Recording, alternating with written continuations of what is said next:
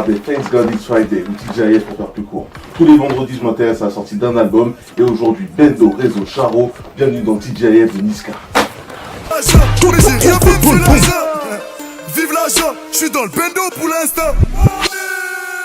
Niska, rappeur du 9-1, plus précisément d'Evry. Son entrée dans le rap-jeu a fait du bruit, beaucoup de bruit, avec le son Matsudi Charo. Pas besoin de revenir dessus, si tu connais pas, tu stoppes ma vidéo, t'éteins ton ordi ou ton phone et tu tapes un Moonwalk jusqu'en 1997. Continuons.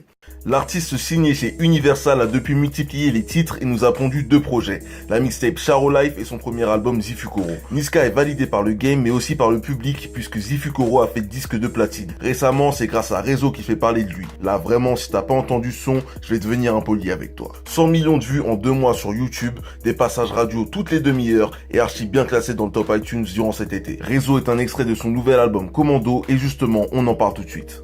J'abonne toujours les mains côté, je volais le goûter des enfants gâtés. 16 titres sur Commando dont il a annoncé la présence avec un freestyle surpuissant comme il sait bien faire. Je dois leur faire du sale pour qu'ils m'obéissent. Digo, je suis dans le réseau, Charlie Delta m'attaque que des boucs, ouais. Ah bon, maintenant c'est comme ça, les clients se grattent, il faut que j'appelle la Médélis.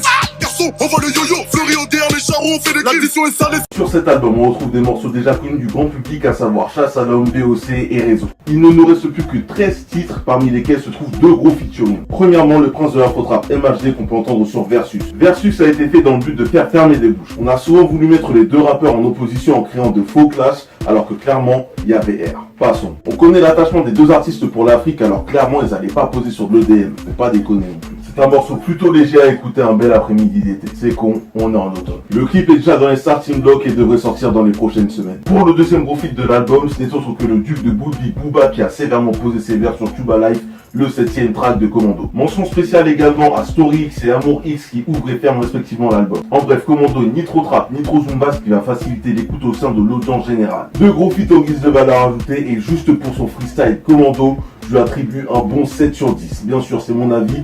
Si vous voulez vous faire votre propre opinion, allez écouter tout ça. Billet orange ou billet vert, tu veux la blanche ou bien la verte? La semaine dernière, Nino a tout éclaté sur son passage avec son album comme prévu, puisqu'il a vendu pas moins de 45 280 exemplaires.